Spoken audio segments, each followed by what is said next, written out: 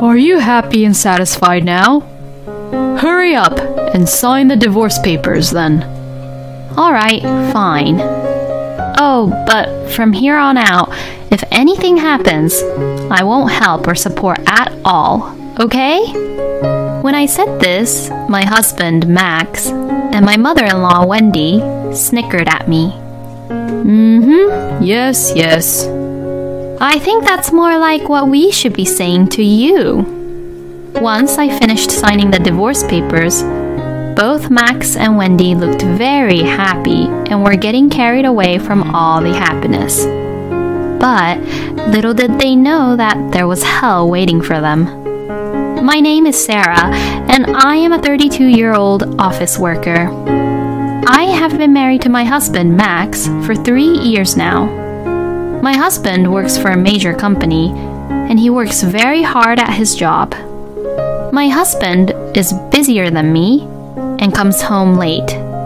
So even though we both work, I am basically mainly responsible in cooking and other house chores. And we don't have any kids yet. So we are able to spend a lot of time together as a couple. And we often go out for drinks with each other's friends and colleagues.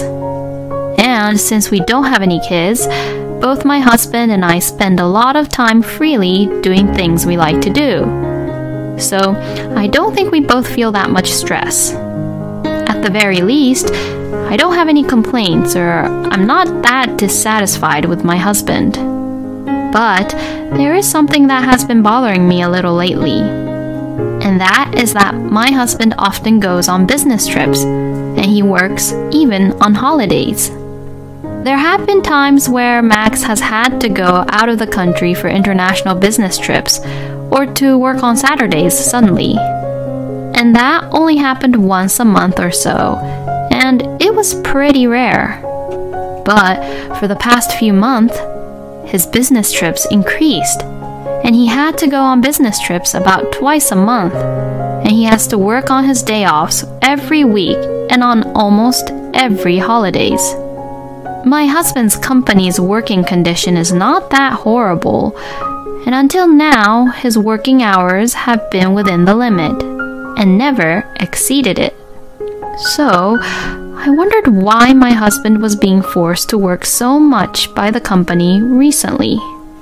When I asked my husband about it, he wouldn't give me any details and would only say, There are a lot of things going on at the company right now. I don't think it's right to blabber on, even to your own wife, about the company's business due to confidentiality. But still, this increase in Max having to work for long hours seemed really unusual. And what bothered me most was that my husband didn't seem to be having a hard time about working for that long. Rather, it always seemed like he's happy to go on business trips and work on his days off, happily leaving the house. But I know him, and I knew that he was happy not because he's extremely passionate about his work. At home, Max never talks about his work at all. And he has also never talked about wanting to be promoted to a higher position in his department.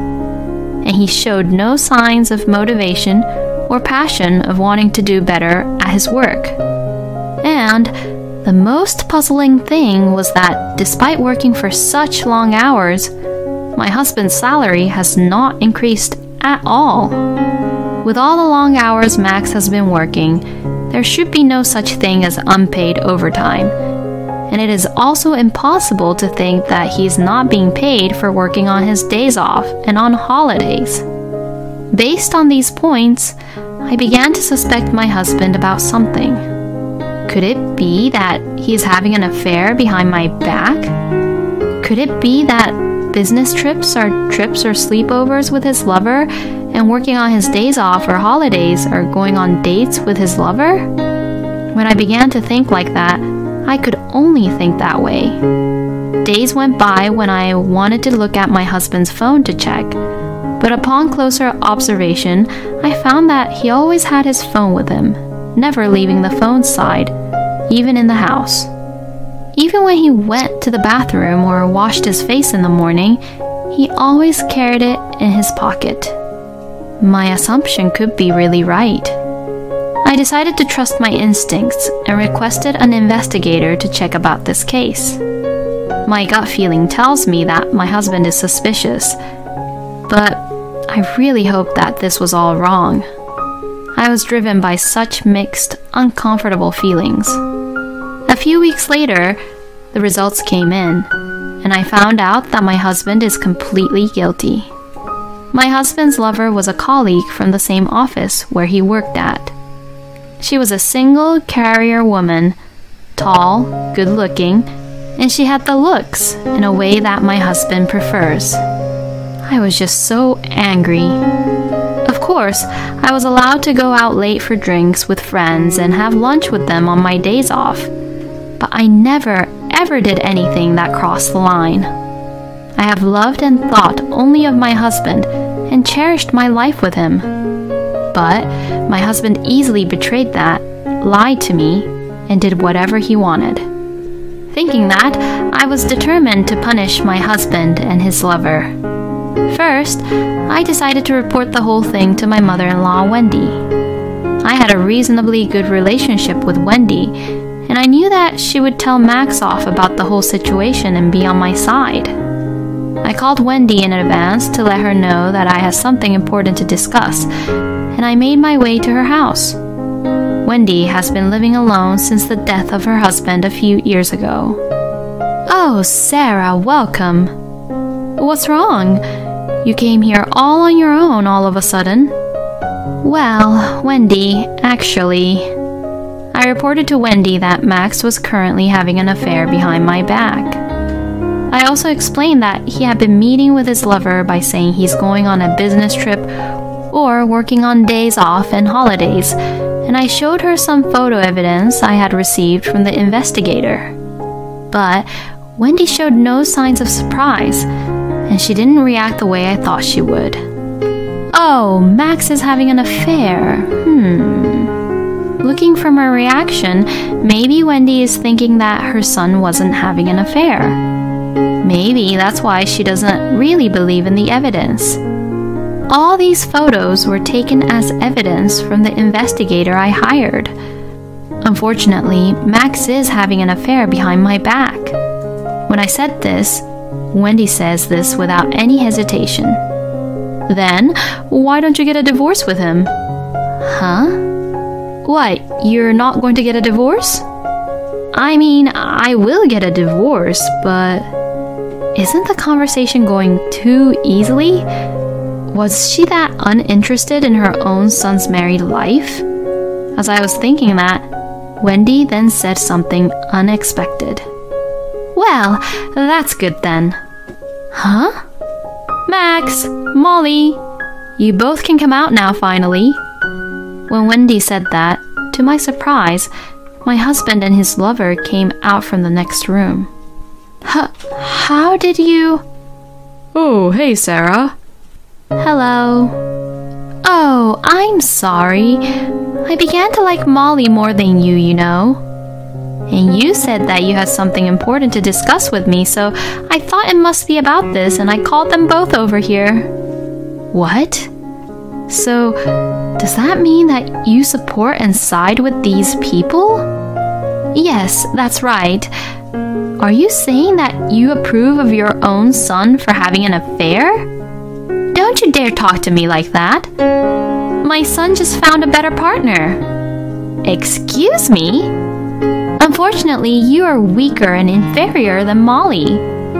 Molly has a higher income with great looks, and she has even agreed to live with me. Compared to you, it's only obvious that Molly is much more attractive."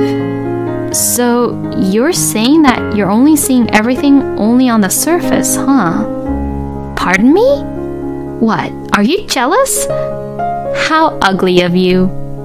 They say that there is nothing uglier than a woman's jealousy, and it seems to be true. For Max, you were never the first choice, but you were always only in the second place. Right, honey?" "Oh, yeah, that's right. It's pretty unfortunate, but that can't be helped, you know." I was very angry that my husband would talk to me like that. I was also angry at his lover, Molly, who was standing next to me just staring and glaring at me as if I was the one causing all the hassle. I wanted to punch them both in the face, but that would have put me in a disadvantage. I managed to suppress my anger and say this calmly.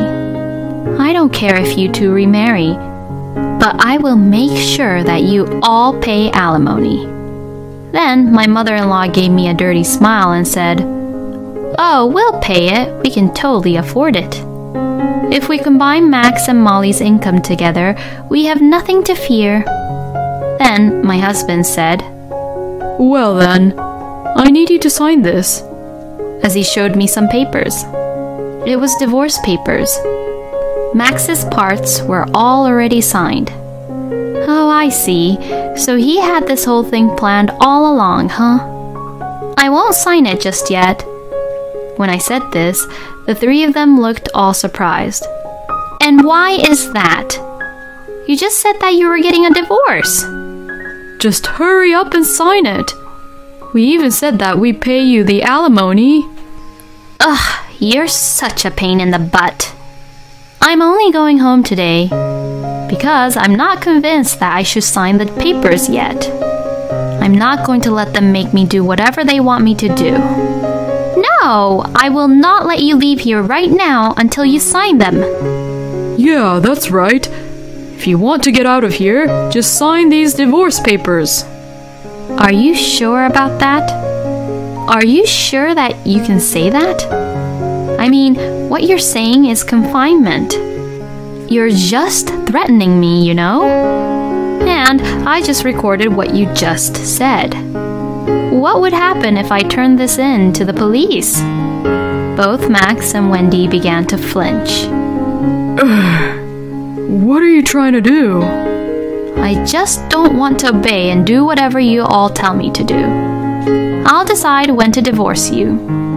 The next time we meet, let's meet with our lawyers by our side. With that, I left Wendy's place. Wendy looked really stunned, and it was obvious looking at Molly's face that she thought I was making a huge hassle to them.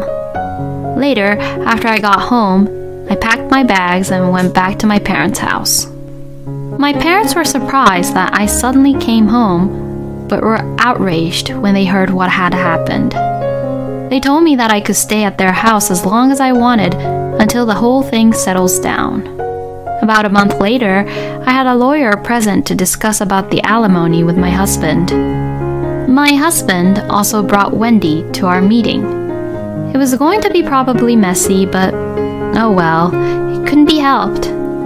One of the reasons why I stubbornly did not sign the divorce papers right then and there was that I thought I might get a little more if I asked for the alimony before we actually got divorced. I officially demanded alimony from my husband as my lawyer talked me through the process. I then sent a demand for alimony to Molly by sending the contents certified mail. My husband immediately agreed and promised to pay the amount. Are you happy and satisfied now? Hurry up and sign the divorce papers then. All right, fine. Oh, but from here on out, if anything happens, I won't help or support at all, okay? When I said this, my husband Max and my mother-in-law Wendy snickered at me. Yes, yes.